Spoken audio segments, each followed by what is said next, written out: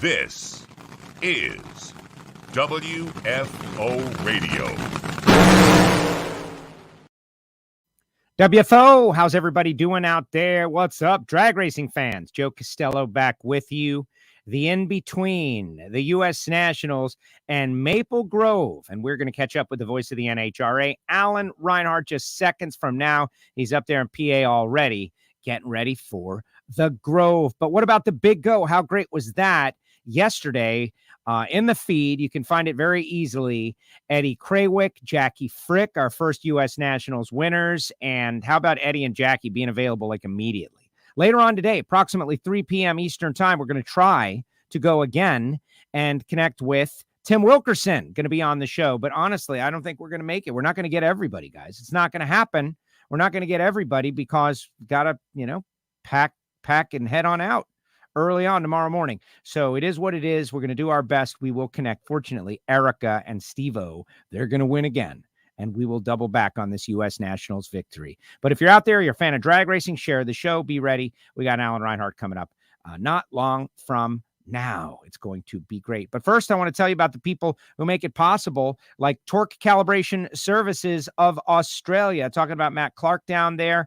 And go to the website, torquecalibrationservices.com.au, because they are up on all the leading torque wrench providers, as in they get them right, they calibrate them, they get them right and correct. Think about how much money you spend on the parts and pieces, how much are you spending on your torque wrenches to make sure they are up to snuff and reading correctly. That's what they do down there in Australia. Wanted to be a big part of our U.S. Nationals coverage, and this is part of our U.S. Nationals coverage. So check them out, and big thanks to all of our listeners down under. We really appreciate you guys. Also, our WFO Radio Patreons. We're gaining Patreons, patreon.com/WFO Radio. They normally get a little Monday motivation or a little Tuesday motivation. This week, they've gotten nothing. Isn't that great? Join the Patreons, guys, where you get nothing extra. That's right. No, you get a little something extra every now and again, but they're very understanding of our schedule here at WFO. Join the Patreon where you can get nothing.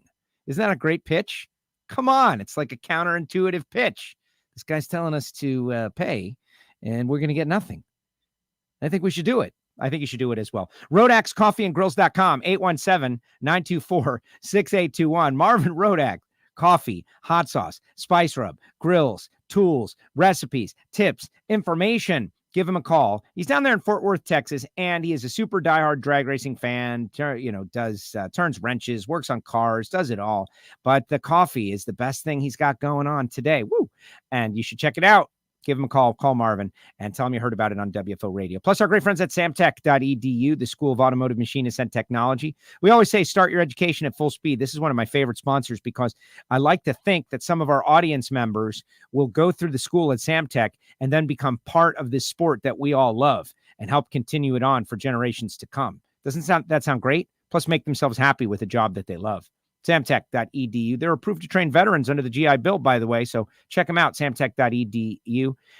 Total Seal Piston Rings, the leader in ring seal technology. Boy, did I learn a lot at the Total Seal Trackside Tech Talk. Lake Speed, Keith Jones, Ed Keebler from Rottler, all there just educating and informing on, ring seal, surface, roundness, just all the amazing things. We had a sold out crowd there. Like every seat was taken. It was pretty amazing. All to educate on the importance of ring seal. Yes, it's pretty important. And a lot of the gains that have been gained in the past couple of years are due to less friction inside your engine. TotalSeal.com. Check out the website and new episodes of Hidden Horsepower. All my friends down there in Oz, Ken McNamara, who does V8 supercar engines and 410 Sprints, was our guest, and it was really a great episode. New episodes upcoming, but you can check that archive. And then finally, Frank Hawley's Drag Racing School. Frank Hawley, the legend of legends, training future legends. And he can also train you, too, in the dragster adventure. Like maybe you and your friends, or you and your clients, or you and your sales team want to go out there and have a corporate event where you're all driving race cars. That sounds so cool to me. And someone you will be the winner. You can set up all of that. Go to frankhawley.com. Give him a call. Tell him you heard about it on WFO Radio. And make it happen. An experience where you show up with just the clothes on your back and you leave with a memory of a lifetime. Check it out, frankhawley.com. Big shout out to our friends at Nitro Fish. You can pick up a WFO Radio t-shirt, the Nitro Fish trailer, and of course our own WFO store, which I was in meetings this morning to improve our WFO store so much, to improve the quality of my life so much.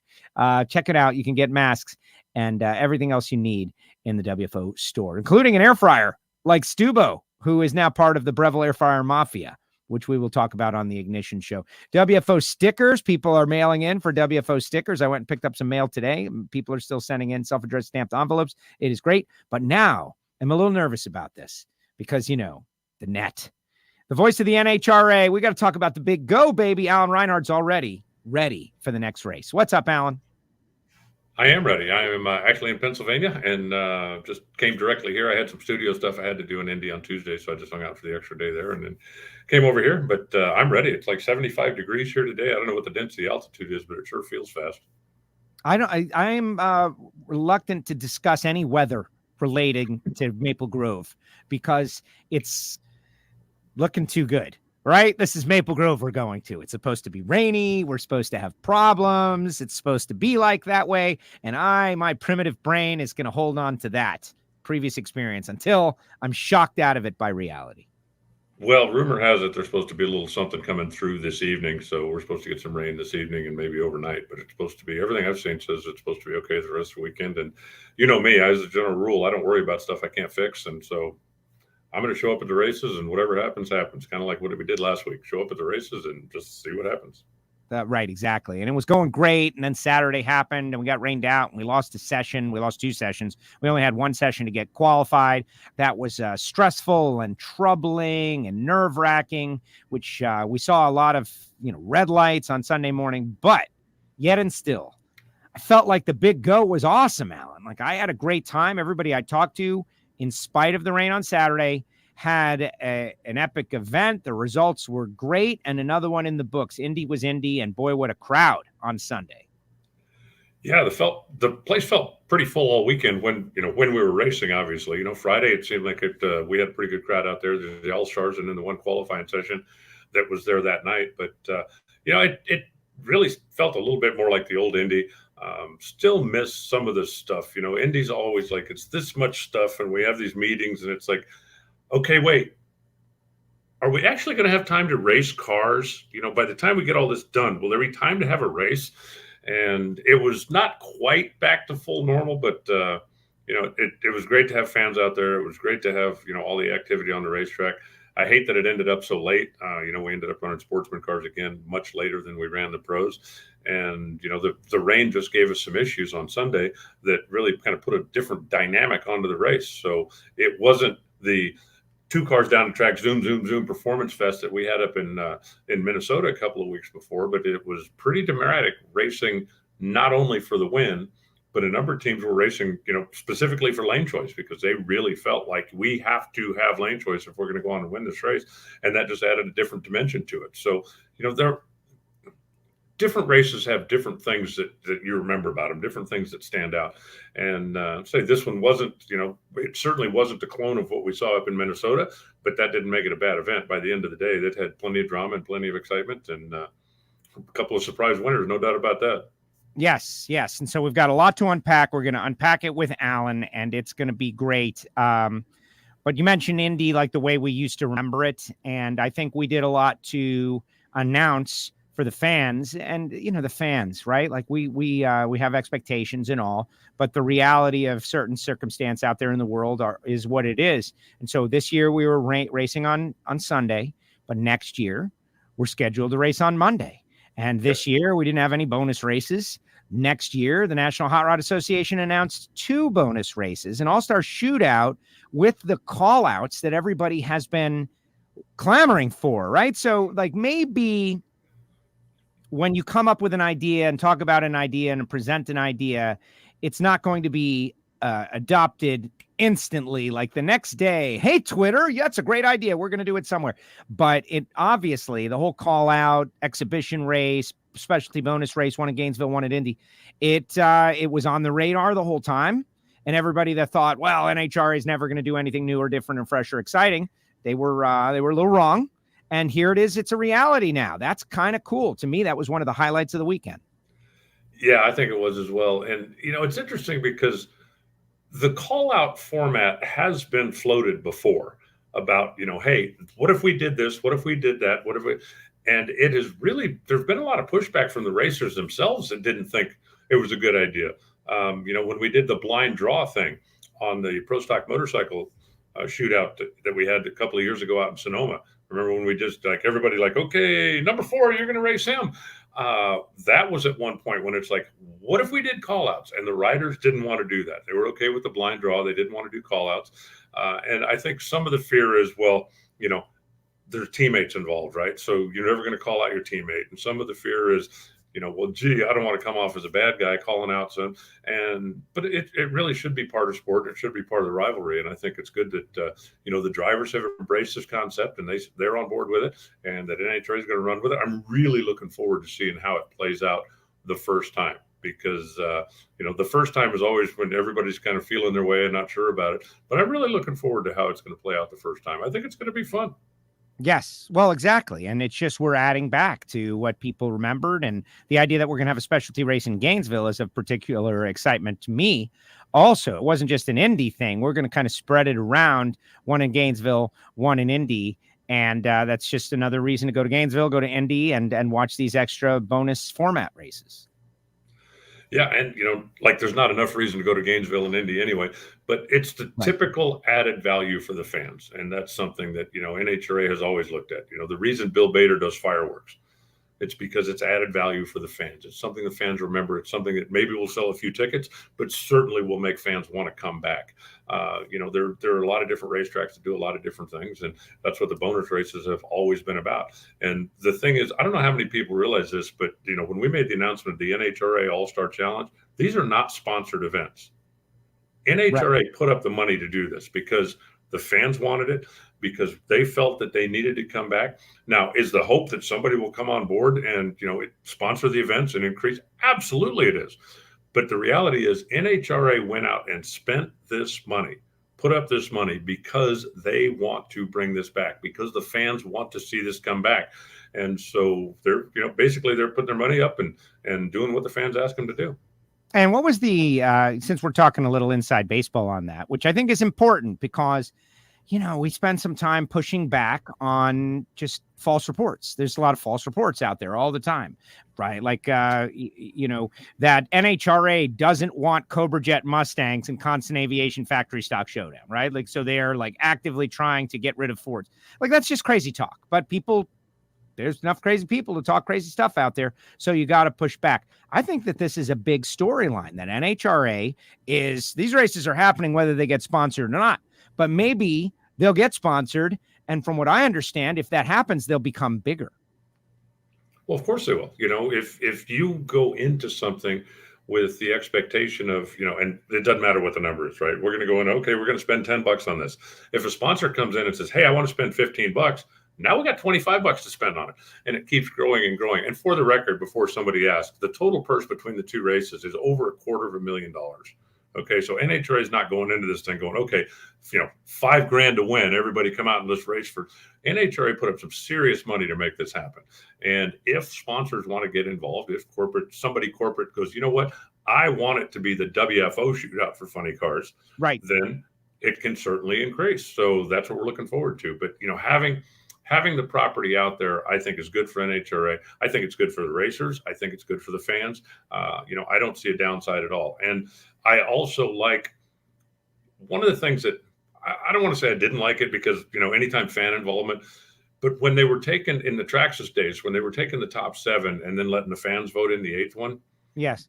I always feel like, somebody earned that spot that now may not get it. And a couple of times they did, a couple of times they didn't. But I think, you wouldn't say, okay, we got 7 teams that are going to go to the playoffs by winning races or winning games, and then we're going to vote in the last one. I mean, I think it should be an earned position. And in this, it is going to be an earned position. All 8 of them are going to be earned.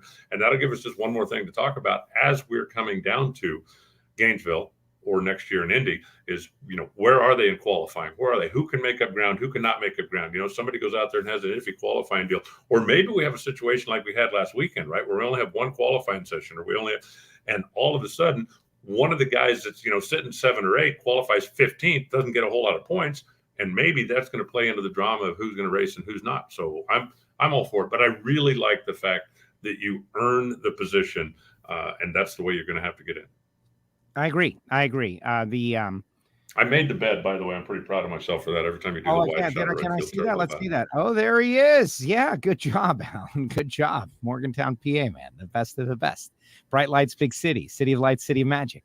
But hey, I'm excited about it, and it's going to be good. Yeah, the teams that have big media, big social media, they're always going to crush the smaller teams that don't. So now it will be an earned position. But that's just kind of the good news that came out of the Sport Bo Butner coming back, which is cool.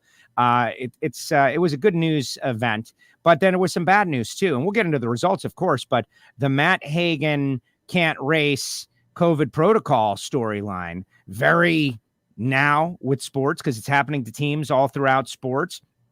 We, wondered, we were certainly hoping that we would be unscathed by it, but now we're, the COVID protocols for the NHRA are being tested. And look, they sequestered, Matt, stayed away from the team and was not able to race. And Tommy Johnson was able to get the call and jump right in. They did not qualify because they made a safety call. They had a problem with the wheelie bar, and Dickey and Alex Conaway were like, there's zero chance we're sending a car down the racetrack in that condition, which I admire greatly. But, now Hagan's championship hopes, we're going to have to wait and see what happens with him being healthy enough to race. Because let's face it, healthy is the operative word. I hope this guy's okay. I don't know what his status is, but to me, that's the number one thing. Yeah, I agree. I think, the most important thing is for Matt to get better. And, we have had a couple of our racers that have had some brushes with it. Bob Tasca last year had to sit out a race. But we haven't had, I don't want to say we haven't had anybody that had serious issues. I mean, Todd Smith had some pretty serious problems. Jock had some pretty serious problems. The most important thing is that he gets better, and the rest of it is just racing. Whatever happens this year happens. And this is 100% 2020 hindsight. Okay. You are not going to send a funny car down the racetrack with a broken wheelie bar, period. Because 1, it ain't going to go down the racetrack. And 2, you're likely to not come back with a complete funny car, if you get what I mean. It's bad things are going to happen. But I can't help but wonder if 2020 hindsight, Dickey would have told Tommy to stage the thing and take the tree, because that would have given him at least qualifying points. As it came in, he got nothing. They never made an official qualifying attempt. They never staged the car, and they ended up going from first in the points until 5th. And I think if they'd have just qualified the car, they would have at least been 4th. So, it's obviously you're making a decision where you go, look, this thing can't go down the racetrack, and you get it. And everybody was certainly hoping we'd get at least one on Friday, in which it would have been a complete moot point. But, like I said, the 2020 hindsight. And now it's just a matter of, how soon Matt will be back. But the most important thing is that Matt needs to get better.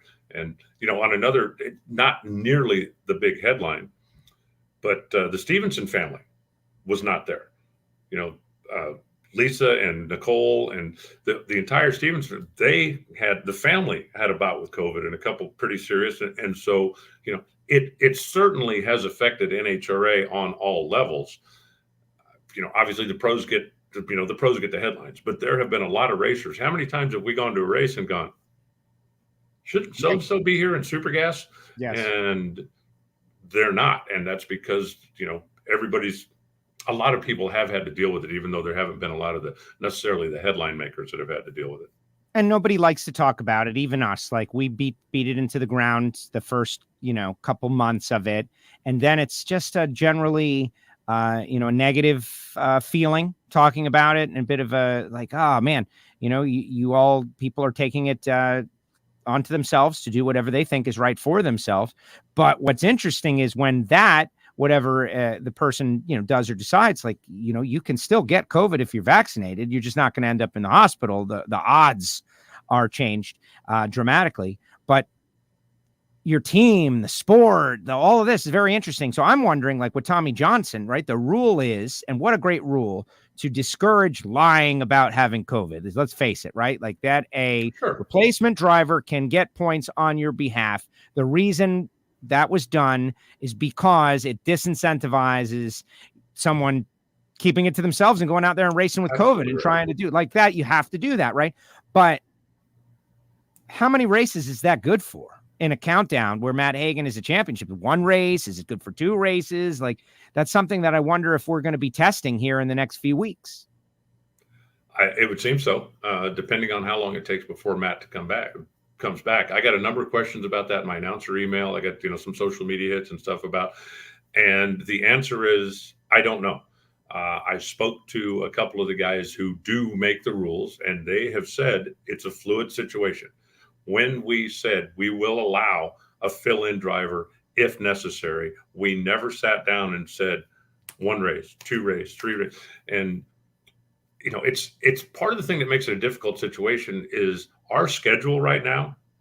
We're racing every week for the next 5. Yes. There are times in the year where if a driver had to sit 2 weeks, he might not miss a race, or he might miss 1 race and have plenty of time. But right now, you could miss, if you have to be out 2 weeks and take another couple of days to be sure, you could miss 3 races. And as far as, is there a cap on the, how long the substitute driver can continue with the points from the primary driver? It has not been told to me if there is. There's just so much to take into consideration, and there will be people come down on both sides of it, right?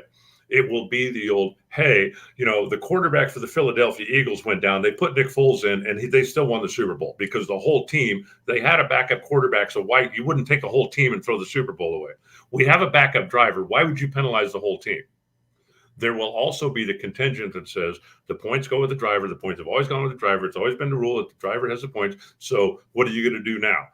Next time somebody, stubs a toe, you're going to go, oh, well, he'll just put in somebody else and let him drive, next. And so no matter what decision is made, there's going to be plenty of debate about it. But, I just leave it up to the guys. There's some pretty smart people that are talking about this. I know that Pro is involved in the discussion, that, we as a sport have to do what's best for the sport. And it's not just going to be, some drag racing czar going, this is it, and you will all obey my command. It's going to be everybody coming together, because right now, every team out there knows this could be me. This could happen to my team. So what would we want if it was my team that was in this position, and what would be fair? And I will just let them work it. There's some really smart people that are talking about this and trying to figure it out, and I will let them figure it out. I agree. No, and it is fluid, and it just, again, a sign of the times. We're all doing what we can do. We all want to continue to go wherever we want to go and race and live life and be out and all of that. But there's a reality out there that we have to acknowledge, and reminders like this. I'm sorry, but let's not lose sight of the most important thing. Matt needs to get better. That's the most important thing. About every day you see somebody, whether it's an athlete, whether it's a showbiz personality, where it's somebody that is very, very sick, right? Not just I was down for a couple of weeks or I didn't feel good for 10 days, but like very, very sick, fighting for their life kind of sick. Let's get Matt better. The rest of this stuff is not that important, comparatively speaking. No, I have someone I know on a ventilator. I had a great conversation with Bobby Bennett from Competition Plus, who was for me, the face of COVID for drag racing. The first person that I knew directly that had it, the first bullet that we all dodged at Gator Nationals last year. And Bobby, sat me down in the media center, and we had a nice, just a deep discussion about it. And, what I took out of it was like, hey, he was giving me like a little bit of it, like, don't take it lightly. This is a serious deal. And he reminded me of the pain that he went through, and that he's still feeling after effects of it. And so I just hope that people realize that, and obviously consult your doctor. All right, let's talk about racing. Let's talk about Top Fuel, where Steve Torrence and Brittany Force make the final round. And how awesome is that? Like, those two both like, all right, here we go. Let's get it on going into the playoff. Brittany with 6 number 1 qualifiers in a row. I know 5 was tying a record that went back to the Alanabi days. I don't know about what 6 is. Is that, I guess, breaks the record, or that's now her record. But my goodness, Brittany, number 1 qualifier, 1 session, I get it. But they stormed to the final round, and it's Steve and Brittany. And what interesting racing throughout the day. I think the run of the day was Doug Coletta versus Billy Torrance, because that's just awesome. And everybody loves a crazy pedal fest like that. Josh Hart showing what he is made of with Ron Douglas, like how Ron Douglas is, what an unbelievable. He always goes to the semifinals. Like, that's it. Semifinal round bound. But Alex Laughlin getting his first round win. We had all these different sub stories. Steve versus Antron first round. Steve beating his dad. But in the final round, you got Brittany, you got Steve. Steve goes down, Brittany goes up in smoke, and Steve Torrance wins the big go again. Yeah, it was real interesting to me, when Brittany ran in the semifinals, ran first and ran a 374. And, you spoke to David Grubnick on the starting line. And he said, it's not fast enough. He said, we need to get lane choice, and that's just not fast enough. Richard's going to get lane choice. And, they believed the left lane was the only lane you could win in, which Tim proved that wasn't true. But at the time, mentally, if you believe I got to have this lane, then that's locked in. And, Tim, Steve, who is absolutely one of the best shallow stagers out there. I put him, Sean Langdon, Doug Coletta, probably all on that same list. But Steve blinked the bulb 6 times, it looked like, because he was trying to get everything he could. And for those who understand, shallow staging helps your ET. For those who don't understand, shallow staging really does help your ET. And then he ends up garnering lane choice by 1,000th of a second. And was that the determining factor in the final round? I mean, there's a lot of people that would tell you absolutely, positively, yes, it was. And as it turned out, Steve went down the racetrack and but from a confidence standpoint, the old Bull Durham thing, if you believe this is the reason you're winning, then it's true. And if you believe that you have to have lane choice to win, and it certainly on that day and on that racetrack was a bigger issue than it usually is, but and so Steve gets lane choice by 1,000. Steve goes ahead and wins Indy for the 3rd time if you count his alcohol car, but he's won it twice now in Top Fuel. Yes, and Steve Torrance going into the countdown, right? Like, he's the only guy to sweep the countdown. There's no way to improve on the way he swept the countdown, right? Sure there is. Actually, there is. Actually, there is. A sweep in 2021 would be a better sweep than in the past by 1 race, but 7 races, exactly. But I don't know. I'm looking at the cars and I'm thinking about the future being bright. Like, I think about Trip Tatum's car, right? Like, I know he's not going to run full schedules or anything, but that's a clone of a Capco car. And Trip is super stoked, and he's going to go try to find money, and he's excited about running that car. Greg Carrillo, Alan, like that team, right? You got Glenn Micros, you got Aaron Brooks out there. Greg Carrillo is finding a way to go rounds and make moves in the NHRA. They've got a good car. It's not like, I don't know, I don't want to make it sound negative, but maybe 10 years ago where there were a lot of people with older Top Fuel cars and they would come out and they would run an attempt to qualify, and it was great and all, but old equipment. There's a lot of people with new equipment just sitting there ready to drop on people. And if they can find some money, they're going to be in the mix. And that to me is exciting. Krista Baldwin, just so great to have her out there. Some good things happening for Krista as well. Just a very exciting Top Fuel race in general. It was. And, having more people that want to come out and get involved is a great thing. Obviously, we need cars. And if they are regional cars, that's wonderful. If Tripp decides that, okay, I'm not going to run the full tour, but, from his central base down in Texas, if he decides, okay, I'll run Topeka, I'll run, Vegas, maybe Phoenix, Houston, Dallas, that's a nice start. And if he goes out there, starts generating some interest and starts generating some sponsor interest and starts going rounds, then he's going to obviously try to expand that schedule. That's what everybody's plan is. Josh is going to be with us now, Hart, for the rest of the season. So he says, so that's great. It's a good car. Every time they bring it out, it's a good addition. And the fact that there are so many of the big teams out there right now, and this goes for Schumacher and goes for Coletta as well as it does for the Capco boys, they're willing to help. If somebody comes in and says, hey, I'm trying to get started, I'm trying to do this, there are, some good used parts that are available out there right now. There's some good used cars that are available out there right now. Or if you want to go the Trip Tatum route, where you call Bobby Lagana and say, I would like to purchase a brand new Top Fuel car. And Bobby says, okay, but what options would you like, sir? Yeah. Do you want power steering? Do you want air conditioning? Would you like an air freshener on the dash?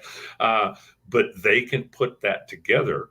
and give you the absolute best equipment if you've got the wherewithal to go out and do it that way. And, it wasn't always like that. I mean, yes, you could always call Murph, or you could call Brad, and you could buy a chassis like the other guys had.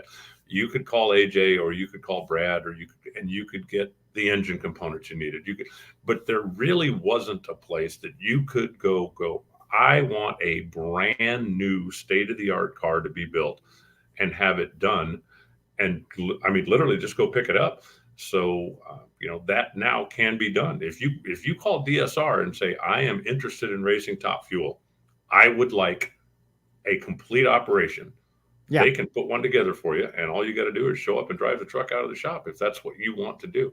So, hopefully that will help. It's not going to help overnight, but hopefully that will help. And I think that there are people out there who have been big fans of NHRA. Maybe they're racing in a slightly slower class, but they have a budget to be able to go out and step up and do things.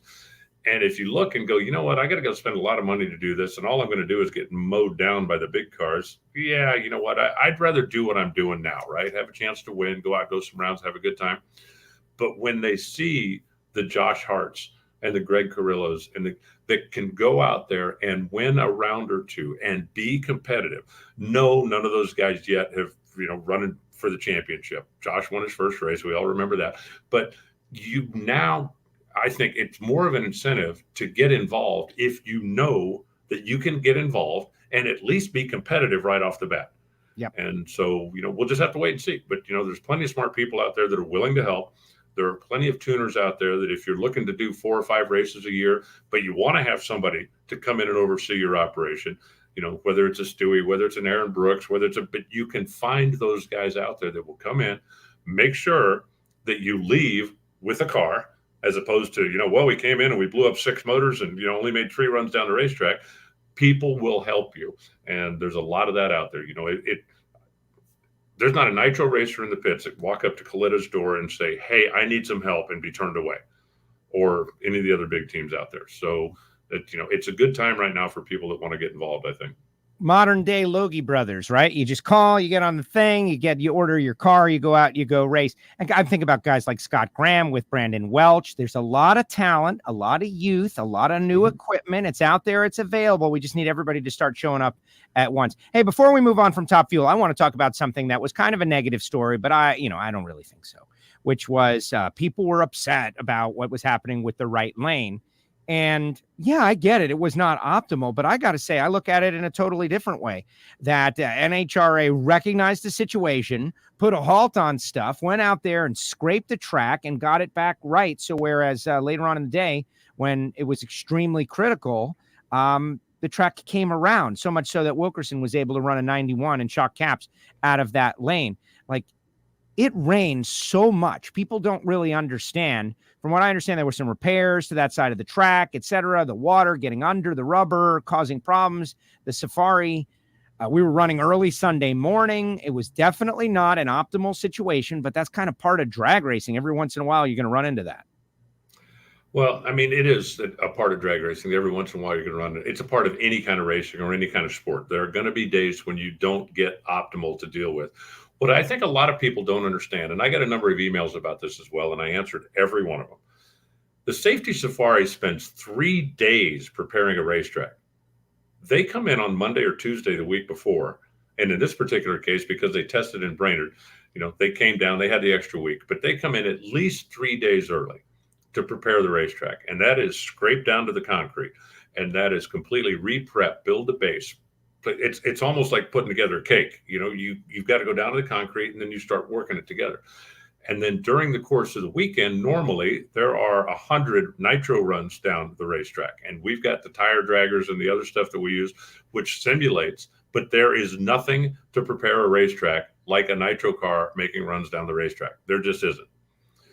And if we get a little shower here and there throughout the course of the weekend, we've seen a lot, right? Come in, dry the thing off, kind of do the re-prep it, and the track will be okay. We've seen that a lot. When you get 14 straight hours of rain and wipes everything out, you basically have to start all over again. And the Safari was out there at 4 o'clock Sunday morning, working on the racetrack. We actually started the sportsman racing a little bit late because they were continuing to work on the racetrack. And the left lane just came around sooner than the right one did. I can't explain why. I think if they could explain why, they would have gone out and tried to fix that. But after the first round, they, as you said, stopped. I believe 25 minutes that they said, look, yes, we're behind. Yes, we need to run sportsman cars. Yes, we got a lot to do, but this is important. We need to take the time and make sure that we try to fix this racetrack. And the left lane was still better, but the right lane came around. Greg Carrillo went down the right lane. Leo went down the right lane. They didn't advance, but they got down the racetrack. And so, you do the best you can. And then there comes a point where you just have to move forward. And, would it have been nice to go, okay, sure. And there were a number of people that said, well, they should have just backed everything up and raced on Monday. Seriously? Yeah. So you're going to go tell all those fans, oh, by the way, come back another day, stay another night in a hotel, change your plane tickets, do whatever. You just simply can't do that. No. And so you sometimes got to do the best in the situation you can, even though it's not perfect. And that's exactly what NHRA did. They did the best they could in a situation that wasn't perfect to make it as good as they possibly could. All of the racers understood it. How many people, not just the ones that won, how many people said, man, the safety safari killed themselves this weekend trying to do everything they could. This is what we got. So this is what we're going to deal with. And that's what we dealt with. And one other thing I think that bears pointing out, and I don't know how many people think about this. You watch the alcohol competition all weekend, right? Yes. Pretty good racing, right? Yes. That's the difference between top fuel cars.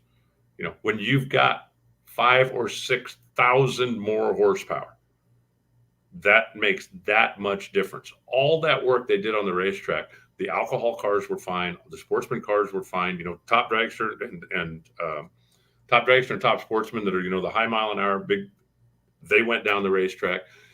But the top fuel cars are just such a different animal. And the NHRA did the best they could with the circumstances they had. And I think we should commend them, right? Like this is a conversation we don't have nearly as much as we did in the past, the one lane racetrack. I remember it was a thing for a while. There have been a lot of new updated services in the NHRA, thinking, Vegas and thinking, which they went 4 wide, but Richmond and Gainesville. And this has been a deal. All right, here we are. We had a kind of a one lane racetrack. They made it work. And that's what lane choice is about. They're not always going to be exactly equal. But then when we get down to the final rounds, I think it was 9 in the left, 9 in the right. Winners came out of it. So by the end of the day, it all had worked out. But it was a challenge. And, it's not easy. It's not automatic that it's going to be that way. It's because of hard work and people get the job done. Let's move it over to Funny Car, where John Force was the number 1 qualifier. John and Britt, number 1 with that one session. John goes out there, runs Dale Creasy in the first round, and lights the internet on fire, right? With the let me just go back real quick. One last quick top fuel thing for anybody that wasn't paying attention. On Friday night, Brittany and Steve were the last 2 pairs down the racetrack in top fuel, and they both went 368. Okay, so the safety safari had both lanes prepped perfectly equally before the rain ruined all their work. And then the left lane came back around quicker than the right lane did. But, they went into that weekend with 2 lanes perfectly prepped, and the weather, for whatever reason, the right lane didn't come back, but it was the weather. So anyway, yes, John Force lit up the internet because he crossed the center line. You can see it. Everybody knows. No, you're showing the wrong picture. Show the one where it's obvious that he crossed the center line, and there's no doubt. And, I don't have that one. I cut right to the mustard. Like, I got to tell you, though, watching from the starting line, I felt like there was a really good chance that he crossed. Like, I wasn't ready to make the call because I know that it's tough, but everybody that was on the starting line, there were people shaking their fist. I can kind of get it. That's why I'm happy I don't make that call, because they went out and they observed and they checked it. And then you tweeted a video yesterday, and I watched the video like 10 or 15 times. And then Steve Brenwald created this screen captures, which apparently the first and the last photo are the same photos, just eliminated off the end there. But he didn't cross. But it was very close. Balls and strikes, one of those deals. And, the number of people that, because it was John Force, had nothing to do with it. It had nothing to do with it. The rule I'm sure that everybody that's watching WFO knows, but just in case, the rule says if you make contact with any of the timing equipment, i.e. a block, you're disqualified. If you don't make contact, then you must cross the line to be disqualified. If you touch the line, that's okay. If your tire crosses the line, then you're disqualified. And there's no question that John touched the line, but he didn't cross the line. And when the trackside observers walk out there and look, it's a white line with a black tire mark. And they said, yes, the tire came on top of the line. Yes, the tire did, or no, the tire did not cross the line. John was able to pull it back before he got to the 934 block, so he didn't make contact with that. And that, by rule, is a legal run, because even though the header was over, even though the body was over, the tire did not cross the line, and no contact was made with any of the timing equipment, and that is the rule. The one shot, or at least one of the shots that the TV guys were showing, the video that I retweeted out, and then the shots that you came from a video that a fan was taking in the stands. But the television video showed clearly the body across the line, clearly that the header was across the line. And if you had looked at that in static form, you would think, well, there's no way that the tire's not across the line. But when you're driving the car and you're coming in and you're leaning and you're turning, the tires are folding under, the body is rolling over, and you actually have more of a gap between where the tire actually touches and where the body actually is. And it's basically, that is what kept the tire from crossing the line. But as the rule is written, that was a legal run. And now, of course, there's people out there going, well, they need to change the rule. Well, if you want to change the rule, that's fine. Change the rule. But we raced on Sunday as the rule is written right now. And as the rule is written right now, that was a perfectly legal run. And John won the race. Yeah, and I would say, like how far do we want to go with this, right? Like, you want to run a laser down the middle of the track and then like a stage beam right down the center of the track the whole way, and if you touch it, you're disqualified. Do we want that? Think about baseball. I'm watching the great Derek Jeter be inducted into the Hall of Fame right now, and we could do a digital strike zone. Do we want that? I don't know. I would like to see it be as clear and easy to determine as possible. It's a bummer that there are people that really believe, yeah, they're out there. Well, it's John Force. Let him go. It's even though he was across, because that's counterproductive in the end of it. Bad for the sport. This was just a tough call, right? They had to go out. Well, in real time, like for me on the starting line, that's why we had to go and look. And they went, and they looked, and they did due diligence. And they made the call, and it was the right call after video evidence revealed it. Yeah. And, and I think, it's the old tennis thing, right? I saw chalk fly. Okay, then it's in. That's as simple as that. Well, it looked like it was, I don't care. And, that's why they have trackside observers. That's why they have guys to go out and walk out there and look and say, here's the line, here's the tire track. It did not cross, period. I don't know if you saw it or not, but Jeff Foster jumped on Twitter on one of those threads, and he said, we repaint the lines before our national event at Las Vegas specifically for that reason. And if people cross the lines, we will go out and paint them overnight so that coming into Sunday especially, we have crisp, perfect new lines. And if somebody needs to go out there and look, a black tire on a white line leaves a mark. Absolutely. And Sammy Eubanks out there, who did a great job with our national anthem on Sunday morning. Way to go, Sammy. Is it the front tire? Is it the back tire? Or is it either? And it's either. Either tire. If there's a tire mark on the other side of the line, it's a DQ. Right. And someone on Twitter brought up the NFL, like the plane of the end zone, right? Like where you see him break the plane of the end zone. And so it would be the back plane of the line, not the front plane of the line, because the line is 4 inches. So it wouldn't be the front. You can be on the line. You can't go over the line. So okay, but then you want to bring up the NFL. You catch a ball that is clearly out of bounds. Yes, but your feet are not out of bounds. Right. Well, the ball was out of bounds. Yeah. Now, if that was the goal line, the ball was over the goal line, that's a touchdown. how come if the ball's out of bounds, that's not out of bounds? Well, because your feet are good. Right. Okay, Headers so that's over different. the line, bodies over the Yeah, line, tires not over the line. The thing that, 3 times a year, maybe, this becomes a real topic for discussion. Maybe not even that often. Do you really need another rule? Yeah. Well, the laser, I don't think so, but a laser that burns the car, right? It's like a powerful laser that burns the car when you go. that way we know. Bottom line, though, it was. I felt like it was good because anything that gets people up and active and on social media and tweeting and arguing about drag racing, that's good. And we've had a bunch of good things like that with the burn down and now this and just good stuff. And J.R. Todd, first round with Jim Campbell, like that was a great race. Like there were some individual unique races. For Jim Campbell. Not for Jim Campbell. I talked to poor Jim Campbell, who made the countdown for the first time in his career. He's very excited. But he said it was a sick and sad feeling to just be like rolling and knowing that he can do nothing. And he described it in a great way. He hears what's going on back there. And he's like feeling a little vulnerable, just slow rolling. Kind of Flintstone it. Yes. And then there he goes. And he's like, tough stuff. What was the top end speed? Like 75 miles an hour on one side and 292 on the other, some ridiculous thing like that. Might have been the biggest speed discrepancy in history. Yeah. But JR gets the job done. And then like JR Todd didn't win the race, but not that anybody didn't respect his driving, but sometimes you need it proven.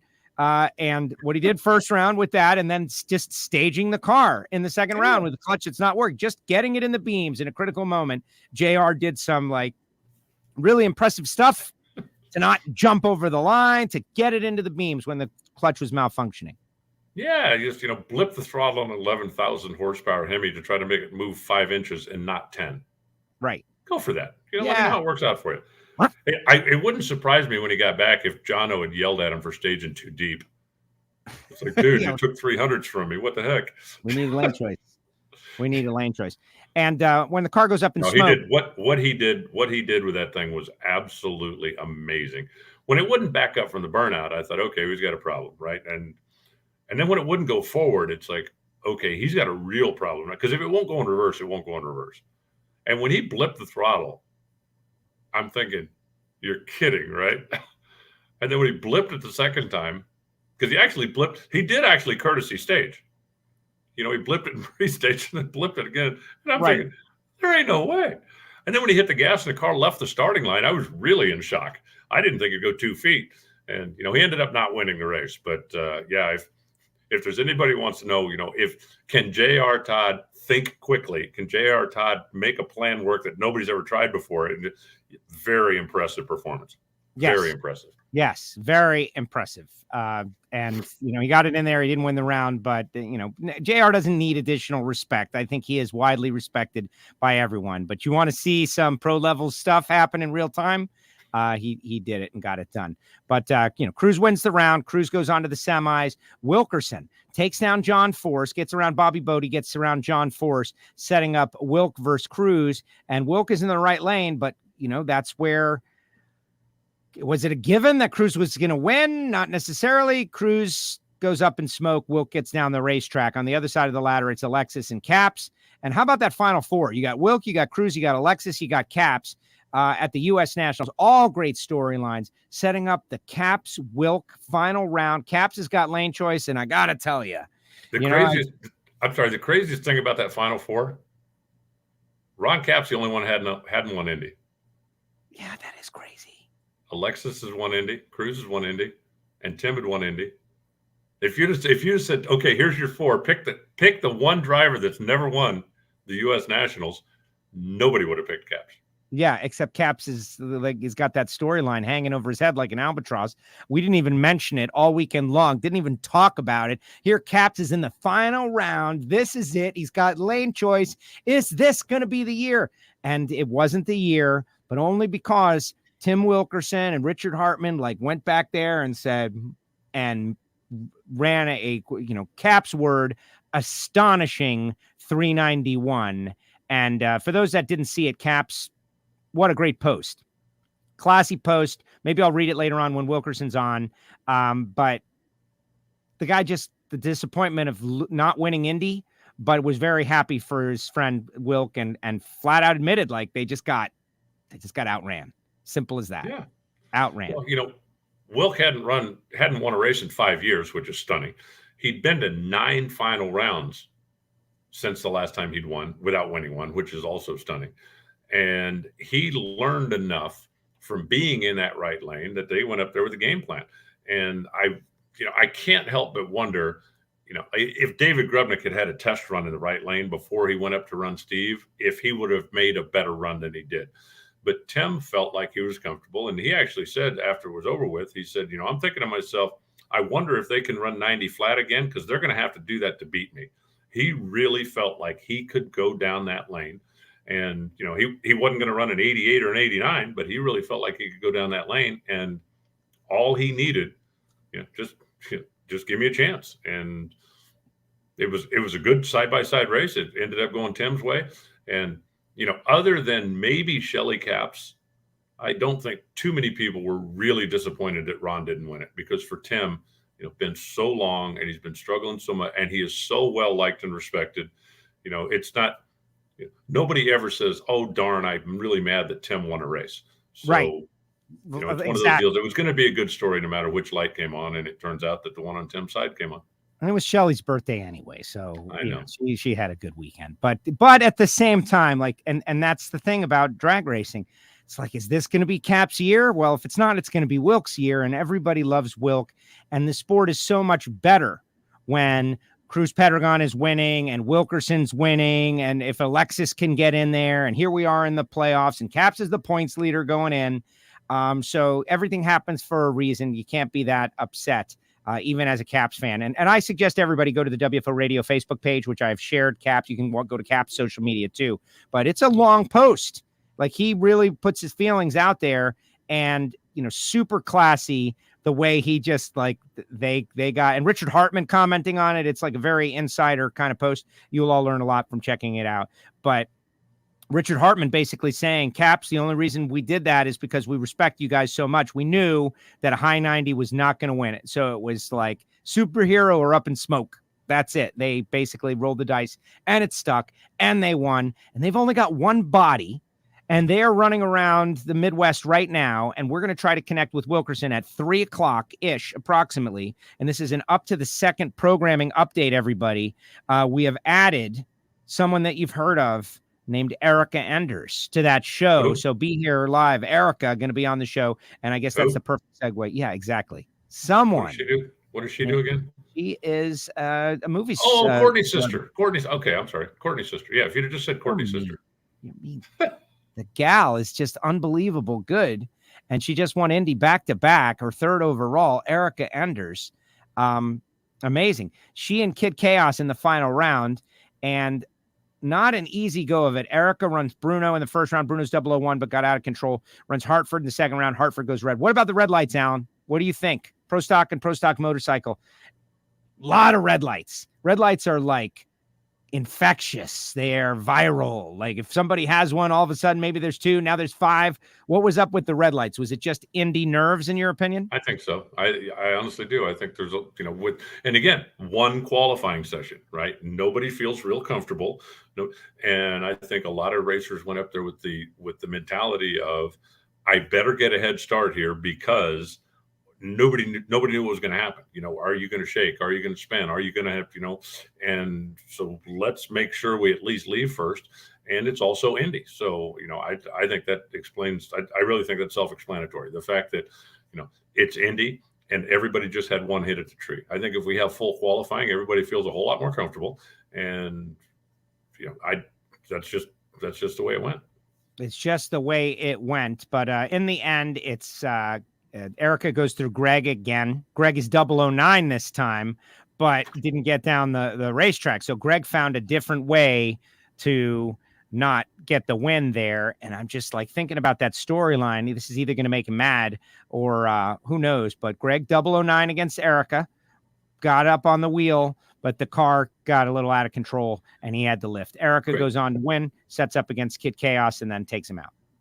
Greg was doing a really good job on the starting line all weekend long. I mean, even though, again, with just one qualifying run, but his reaction times were really good all weekend long. And I don't know if they've changed something on the car or if that's something that he was, made a mental change to that he was going to focus more or work more on this. But he was, I think you go back and you go, okay, this is a place where I can improve. It's interesting. I'll never forget. I had a conversation with Warren Johnson in the trailer one time, not publicly calling him out, but just he and I in the trailer. And, I knew him well enough that I could have this conversation with him. And I said, whatever the number was, I said, Warren, you've lost like 7 races on hole shots this year. And I said, have you considered, no, that's stupid. That's a waste of time. And I said, if you'd lost 7 races this year because the transmission broke, how much time would you spend fixing that? Well, that'd never happen. We'd go through this and that. And I said, you lost 7 races, and there is a way to get better. There is a way to improve. And I don't know that he ever did it or not, but I think it was at least food for thought. And it wouldn't surprise me, and I haven't talked to him, but it wouldn't surprise me if Greg sat down and went, you know what? This is something that I need to dedicate the time to. Is it the same as time in the dyno room? No. Is it the same as time? No. But if I had lost 5 races because I had a ignition failure, I'd fix the ignition. If I lost 5 races because the shocks broke, I would fix the shocks. If I lost 5 races because my reaction time wasn't as good as the others, let's see if we can fix that. Whether it's adjusting the car, whether it's the driver doing something with it, but that's something that seems to me is worth investing some time in. And whatever he did this weekend was considerably better. Yes, and for those that are wondering what Greg's lights were in the one qualifying session, I do not know, but 27 against Derek Kramer first round, 14 against Christian Quadra second round, 009 against E in the semifinals. And so, yes, a very consistent day behind the wheel for GA as he continues to. He's the points leader by 20 going into the countdown, and still chasing that Ty Warren Johnson stat. But in the end, though, Erica, one of the greats, wins back-to-back Indies now and just kind of pads that resume. And here we go. Like I could not be more excited about the countdown in Pro Stock, because now Kid Chaos has emerged, right? Dallas Glenn is obviously a hitter. Troy Coughlin is out there. Aaron Stanfield is out there. Erica and Greg. Like, it's a wide open affair, and it could go in any direction. We could have somebody dominate the countdown. We could somebody win the countdown without winning a race, the way it all works out. But I think it's going to be a multi-race winner that wins. I think it's going to be fun to watch because we've got a lot of really competitive cars right now. It has been all year long. It would appear that, Greg has had the best car. You could certainly make the argument that Erica has done the best job driving. You could make the argument that Aaron Stanfield had done the best job driving, but there are also a lot of others in that on any given day, everybody you mentioned on any given day, there's no way if Troy Coughlin wins, nobody's going to say, well, where did he come from? We didn't expect him to win a race. There's no way if Kyle wins, people are going to go, Kyle, correct? What? Right. Because he's that good. He's that close. He's right in the middle of the mix. So, we could have 5 different winners in the countdown. We could legitimately have 5 different Pro Stock winners in the countdown. Amazing. And, I wanted to have Kid Chaos on this week because it's his home race and we're heading out there to the Grove, and it's going to be just amazing for that kid. The only thing would have been better going to that race as the U.S. Nationals winner, but final round emerging, I think it's going to be wild for him. And I expect good things out of Kid Chaos. Pro Stock Motorcycle, heard from Eddie yesterday. Eddie comes into Indy, unassuming, right? They were at the bottom of the points, and Angel had to beat Corey Reed to lock in Andrew's spot. And then Eddie beats Andrew and they get locked in. Corey Reed's also in the countdown because he showed up at all the races. But Eddie Krawick, this guy, we know he's good, but like when it comes to competitors, he is right up there at the very top. Takes down Angel in the final round, and maybe not quite the fun that they would have had if Hurricane Ida hadn't mowed through the bayou just days before, and everybody that was there from Louisiana and that part of the country had kind of gone through a really bad time. I was real happy to see Angel get that experience, but Eddie came out on top, simply put. Yeah, he had the best bike, qualified number one and ran the table. The thing that's got to have everybody scratching their heads over there at V&H is what the heck's going on with Andrew? Now, he only made 2 runs, okay? And you muff one in qualifying, okay, that could happen to anybody. But he ended up 16th. Do you realize, I mean, all they need is somebody to make a run. And he wouldn't have even been there on Sunday, and it would have been a moot point about whether he was going to be in the countdown or not because he would have been out. Right. But, he got in. And if anybody thinks there's no chance he can win it, then they don't know anything about Andrew because he's just very methodical and but they got to figure out what's wrong with that bike. Something weird going on over there. Angel's confidence right now is at an all-time high. So I think she's going to be a factor. All of the Matt Smith bikes are good. I was a little surprised that Steve Johnson didn't, wasn't more of a factor. Let's just put it that way at Indy. But again, with one qualifying session, nobody really finds their way into their comfort zone. But I do think that he's going to be a contender in the championship. And again, I think I think Matt Smith could win 5 races, or we could have 5 different winners in Pro Stock Motorcycle, and I don't know which one it's going to be. Well, exactly. It's going to be fun, and we will find out soon enough. All right, let's rapid fire through the rest of the winners because someone was asking, like, when are you going to have Wilk and Erica on? And we're going to do that 1 hour from now, guys. We're going to do it around 3 p.m. Eastern time. We're going to come back on live, finish with Alan, come back on live, and see what happens. And then that'll be the final WFO broadcast of the week, by the way, because I travel tomorrow, heading up there for the next race. And if you're in the Northeast, you should be coming to the Grove. Like, why would they not come to the Grove, Alan? Come on now. Well, it's supposed to be good weather, and if it's good weather, that place is going to be fast. So hopefully everybody will. All right. Jackie Frick had her on yesterday. If you guys didn't hear, Jackie was over the moon. Said she, quote, drove like a bozo, but she won the race anyway. Doug Gordon goes back-to-back at the U.S. Nationals. Thoughts on the alcohol cars? Happy for both of them. I mean, Jackie, for as long as she's been around the sport and what Indy means to her, and if Matt had won it, when Jackie and the Cummings car is racing, which is the McPhillips car, they're both Northeastern competitors. They might not quite be Eddie and Angel as far as, chip jabbering with each other, but they definitely have a lot of respect and a lot of fun racing each other. So that was a good one. For Doug Gordon, the championship is, still up in the air, but, Doug needed to win. And he did win. And coming in and winning Indy again, so special, with his wife there and his daughters and his mom and dad and the whole deal. So, and he had a pretty good car, but there's a lot of pretty good cars out there in Alcohol Funny Car right now. I hope they all keep coming to the races. It's so much more fun when we have full fields and everybody's got to race up from the start to the finish. Absolutely. Alcohol Funny Car guys, you are loved. We appreciate you. We love the cars. Bring them out, please. Bring them out.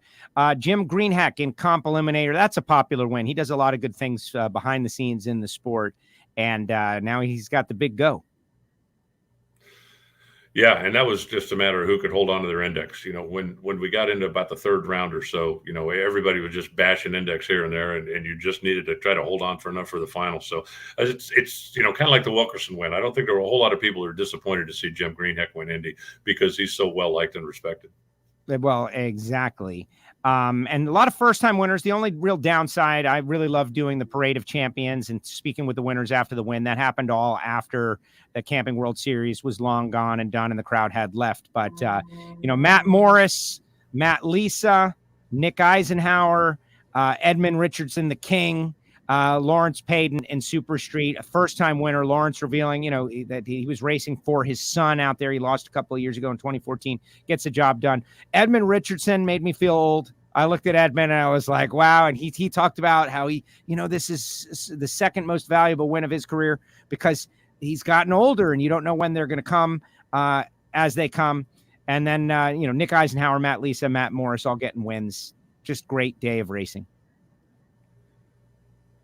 Yeah, you're going kind of wanky on me on the internet. I don't know if I'm doing the same thing back at you or not, but for Eisenhower, having and for Matt Lisa, both of them, family members that have won, family members that have done well doing. I still can't believe that Edmund Richardson had never won in Supergas before. That boggles my mind for all that he's done. That was his first win in Supergas. But it was cool that he got. And if you win Indy, whether it's your first win, whether it's your 50th win, it's always special. So, for all the winners, congratulations. It was a good, fun day of watching the sportsman cars and calling the action. And like you say, I hate the fact that they ended up late. It's way more fun when they end up early. We get to talk to them, have the Parade of Champions, and let them all share their stories with the crowd. All right, I understand our net is getting a little weird, so I'm just going to say something to let you close it out. Jeff Barker, Zach Sackman, Jimmy Lewis, top sportsman, top dragster pro mod right there. Ryan Peary towing the parachute and Top Fuel Harley. Jesse Alexandra in Constant Aviation Factory Showdown. Like, was that not the joy that we all want to see after somebody wins? That was something. And for Jesse, and I'm not taking anything away from him, but the guys in the other lane were just, I believe his second round in the semifinal, or his quarter and semifinal opponents both did the giant wheel stand and got out of the groove. And then, Aaron smoking the tires in the final. I think Mark Power smoked the tires against him earlier in the day. So it really looked like for Jesse, it was one of those, when it's your day, it's your day. He had a solid day, drove well, went down the racetrack every time, and the guys in the other lane didn't. And sometimes that's all you got to do to win is just make clean runs.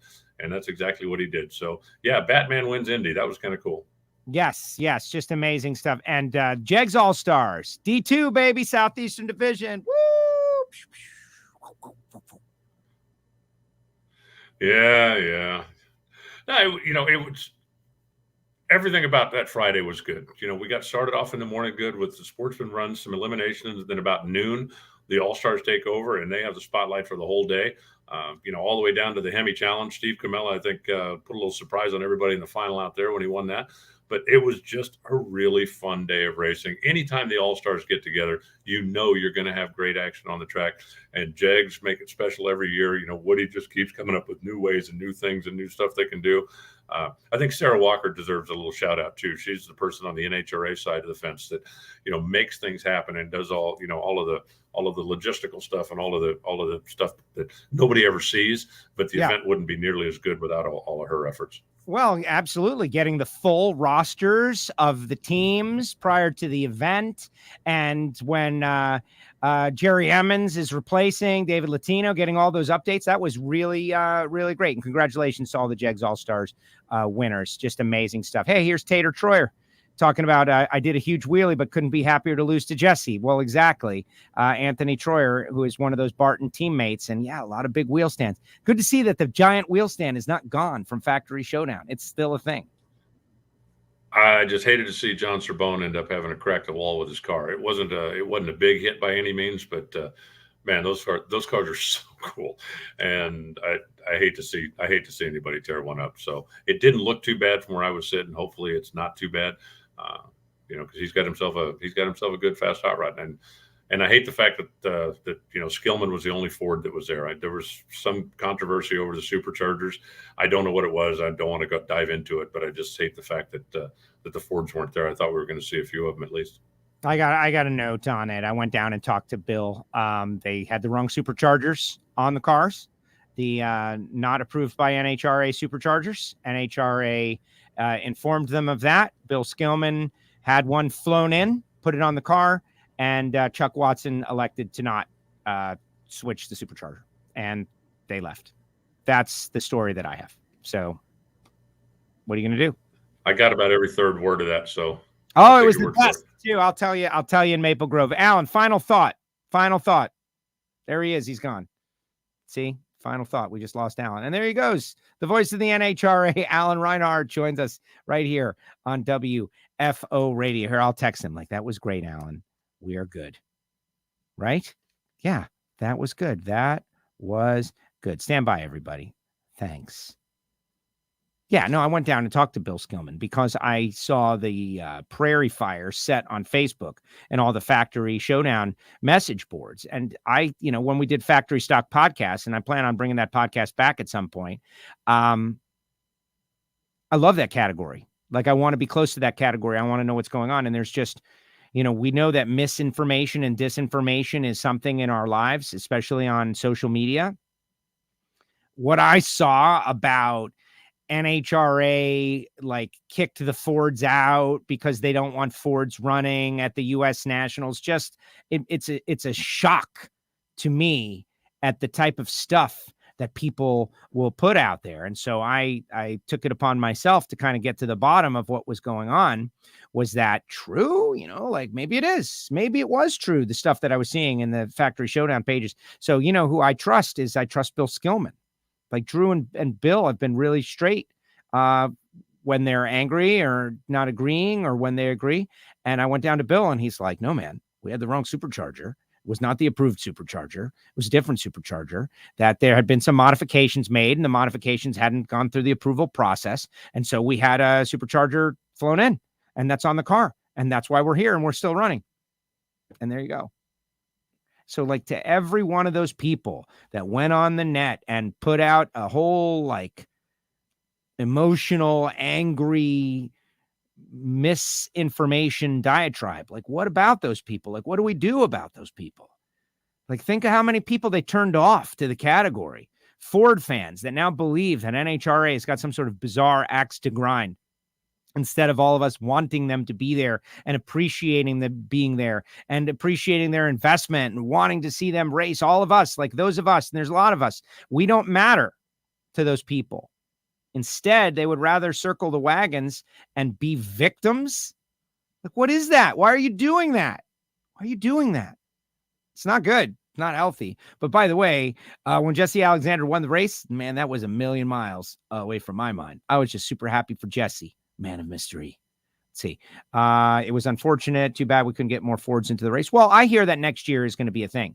And by the way, it's not the team so much. It's like random people that claim to be Ford fans that have got it in their mind somehow, like some weird victim thing that I can't even really begin to describe, like wanting to be a victim of some sort of conspiracy within the sport against Cobra Jet Mustangs. Like it's really just a bizarre and sad thing that I shouldn't even really be talking about, giving it oxygen, but I am, because it's just like, I find it to be really illuminating about the world we live in now. And I know the answer. I actually know the answer. It's like the feedback you get on the Facebook, the validation of an opinion. Like, look at these people. They're interacting with my crazy comment. Isn't it great? It's so bad. It's so unhealthy, but that's what's going on.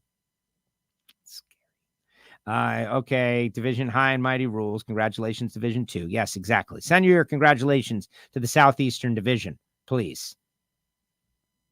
What caused Brittany to back the baloney? I don't know what that means. Forgive me. All right. Final comments in the comment section. And then we're going to get on out of here. Like, I got to tell you about Patreons, right? The Patreons, they get nothing extra. It's a big waste of their time and money. And yet they do it. Why is that? Why is that? No, they get something out of it. Patreon.com/WFO Radio. I give them behind the scenes. I tell them stuff in advance. Like, I'm going to jump on Patreon here in a little bit and tell them something in advance. That's going to be a big deal, I think. So check them out, patreon.com/WFO Radio. And of course, Torque Calibration Services, Matt Clark down there in Australia, huge drag racing fan. He's a racer. They're in extreme lockdown down there. He wanted to be involved, and they calibrate all the best name torque systems in the business. They make sure they're on the money. So if you've got a race team, if you're down there, by all means, reach out to torquecalibrationservices.com.au. Thank you, Matt, for supporting us on our Big Go coverage. Appreciate you. Frank Hawley's Drag Racing School, the Dragster Adventure, frankhawley.com. Go to their website, put together a corporate event for you and your best customers, and they'll love you forever. It will be such a great experience for all of them, and they will understand you and you will bond. frankhawley.com. Total Seal Piston Rings, leader in ring seal technology. Hidden Horsepower, subscribe on Apple Podcasts, but really it's all an exercise to educate about ring seal. We're going to be doing another Trackside Tech Talk in Charlotte Friday, in Dallas, in Vegas. So if you thought, wow, that Trackside Tech Talk sounds like a really great idea, and if you're a Lucas Oil Series racer, you couldn't be there because the Jegs All-Stars were happening at exactly the same time, there will be more. There will be more. You'll learn more about ring seal. Samtech.edu, the School of Automotive Machinists and Technology. Start your education at full speed. Hit them up if you want to learn blockhead, CNC programs, motorsport EFI tuning. They're approved to train veterans under the GI Bill. Hit them up, samtech.edu. And of course, Marvin Rodak, rodakscoffeeandgrills.com. The hot sauces and the spice rubs and everything that is so good. That's Marvin, 817-924-6821. Give Marvin a call. Tell him you heard about it all over WFO Radio. Like, Marvin, this guy is really pushing your stuff. And here's the sticker address. Castello Media/WFO stickers, P.O. Box 848-353, Pembroke Pines, Florida 33084. And look at this. I have a bunch of I got a bunch of self-addressed stamped envelopes that these people are going to get some free stickers after Maple Grove, guys, after Maple Grove. And AJ, who is a listener, sent me this card, and I've heard about it, but we're going to read it right here on the air. We're doing open mail. You send me some mail, I'm going to open it on the air. There's a good chance. You're seeing it even before I see. Oh, gee, you shouldn't have. What is this about? Oh, my gosh, look. Oh, some drawings from AJ. Look at this. Look at this kid. Good job. Fire! Excellent. I get that. Could put that right up here in our WFO Hall of Fame. And this is just a piece of stock. Hi, Joe. Just wanted to tell you thank you so much for all the Patreon swag. I really loved all of it and appreciate it very much. I really like all the stickers and the t-shirt. Really, I liked everything. Hope to see you in September at Maple Grove WFO. Thanks, AJ. And look at this. He did the logo. He did our traditional logo. It's pretty good. Way to go, AJ. And yeah, I'll see you, I believe, tomorrow or Friday. And how great is this that I accidentally did not go pick up mail from August 16th. And the day I go pick it up is the right before the day we're about to go see AJ and his ma, right? Look at that. That is so nice. And the day I make all this fuss about it, Patreon not doing anything for the Patreons. And here we get a wonderful thank you card for all the stuff we do for our Patreons. You don't have to join the secret society, you know. You don't have to. That's what makes it cool. So not everybody is in on it. All right, let's see what everybody's got to say. And here's the update coming up 45 minutes from now, 3 o'clock. We're gonna get Wilk, hopefully, maybe not. Wilk is very busy. They only got one body. They're trying to secure a second body for the countdown, and they're running all over the Midwest, trying to do it as we speak. But also Erica, and they're going to be in the same show, and it's going to be the one that says Tim Wilkerson, except Erica's going to be in on it too, because Wilk's only got a couple of minutes, and that's coming up not long from now. So I better end this one very soon. But let's see what everybody has to say. All right. Hey, Monica, you got it. I'll tell him. Tell the kid, man. Tell him. Thank you, Monica. Thank the kid. Sporks Collision. Take the Cowboys and the points, says Damon. Yeah, take the points. And all of those of you, I thought that the Hurricanes should take the points against Alabama, and that was a grave mistake. McNeil Freeman. What's up, McNeil? V Automatic. You got to figure that thing out, buddy. Good seeing McNeil. I love McNeil Freeman. Everybody loves McNeil. How many points can be earned at a race? We'll talk about that later, man. Got my WFO mask on, Steve. Good job rocking the WFO mask. What caused Brit to bake the tires? Well, I think they just were too aggressive is what caused it. They were running against Steve Torrance, who is the greatest of our modern era, and they were in bad lane, and they did what Tim Wilkerson did. They was either going to go down the track, and they were going to beat him, or they were going to smoke the tires. And Wilkerson got down the racetrack, and Grubnick smoked the tires. And, you know, you got to go for it. Like, do they really want to go out there and run like 80 and just get beat? I don't know. They were going for it. Watching from the hospital, says Stephen Doyle. Good show. See you at the Grove. I'll be at the Grove, baby. Great show with Alan. Thanks, Joe. Jeter Day. It is Jeter Day, and it's all over. Derek Jeter really should have been in a unanimous Hall of Famer, but one sports writer out there wanted to put some stink on it. That's fine. But Jeter, greatness personified. Not just his athletic ability, but the way he handles himself as a person. Gotta love Derek Jeter. And that's a good way to tell people's character. Like, what do you think of Derek Jeter? You don't have to be a Yankee fan, but guy's pretty much universally respected. Division 7 rocks, Team Woodburn. Yeah, congratulations, Todd. That's great. I know people who say NHRA still favors Dodge over something that happened in the 1980s. Yeah, it's crazy. And we're talking about it a little bit more. Again, I hate to give oxygen to weird stuff, but following the weird conspiracy rants in Factory Showdown, it's just not in touch with reality is really what it is. Yes, the Fords did have to do a lot of work over the past couple of years, changing their cars. And maybe we could question the hey, guys with one manufacturer are having to do all the work, but they've got a 4-valve per cylinder engine. And, you know, you never hear the Ford guys talk about that. You never hear them talk about that they got 4 valves per cylinder, overhead cams. Never say that. Like, it's not the same kind of engine. It's really a miracle that we're even as close as we are.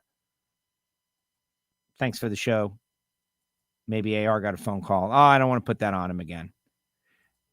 Like I said, everything's NHRA's fault. Might as well start blaming NHRA for COVID.